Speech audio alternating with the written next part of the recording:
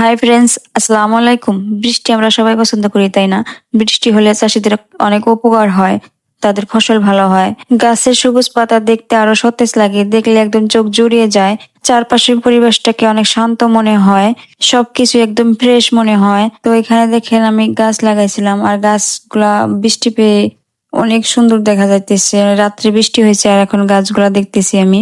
এপাশে ফুলের গাছ লাগাইছি, ফুলের গাছগুলো মাশাআল্লাহ অনেক সুন্দর হয়েছে বৃষ্টি পেয়ে। বৃষ্টি যে সবসময় উপকার নিয়ে আসে সেটাও কিন্তু না। কখনো কখনো ঝড় বৃষ্টি হলে ছোট বড় অনেক ধরনের ক্ষতিও হয়ে যায়।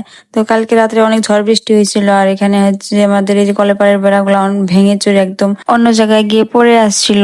আর সকালবেলা আমার শ্বশুর শাশুড়ি বেড়াগুলো ভালো করতেছে, আর আমি সকাল সকাল উঠানটা সুন্দর মতো ঝাড়ু দিয়ে নিতেছি, যেহেতু রাত্রে অনেক ঝড় বৃষ্টি হয়েছে, অনেকগুলো পাতা পড়ছে উঠানে। তো সুন্দর মতো ঝাড়ু দিয়ে নিলাম। আর এই হাঁসের বাচ্চাগুলা দেখেন একদম ছোট ছোট কিউট কিউট। এদেরকে এখন একটু ছেড়ে দিলাম। এদেরকে সারাদিন ধরেই রাখা হয়, কিন্তু এক টাইম করে ছেড়ে দেই পানিতে, যেহেতু অনেক ছোট।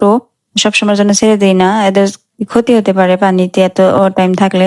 সেজন্য ছোট হচ্ছে যেহেতু, সেহেতু অল্প টাইম করে ছেড়ে দেই। আর এনারা তো পানি পেলে অনেক খুশি, মানে মহা খুশি, পানি থেকে উঠতে চায় না। আর এই যে আমার মেয়ে দেখেন ভুট্টা নিয়ে বসে আছে এখানে। আর এইগুলা কিন্তু আমাদের চাষের, এই যেখানে অনেকগুলো ভুট্টা চাষ করা হয়েছিল, কিন্তু ছাগল ঢুকে খায় একদম শেষ করছে। তারপরে হচ্ছে আমার শ্বশুর আবার বেড়া দিয়ে দিতেছে। আগেও 4-5টা জাল দিয়ে বেড়া দেওয়া হয়েছিল সুন্দর মতো, তারপরে ছাগল যেন কিভাবে ঢুকে যায়। ছাগল খাওয়ার পরে অনেকগুলো ভুট্টা আছে গাছে এখনো। আর এরা দেখেন মনের আনন্দে মানে কি যে করবে ভাবতে পারতেছে না। এরা পানি পেলে উঠতেছে না, এদেরকে উঠানো অনেক মুশকিল। আজকের ভিডিওটা এতটুকুই। দেখা হবে পরবর্তী কোনো ভিডিওতে। ততক্ষণ পর্যন্ত ভালো থাকবেন, সুস্থ থাকবেন, আমাদের জন্য দোয়া করবেন। বাই বাই, আল্লাহ হাফিজ।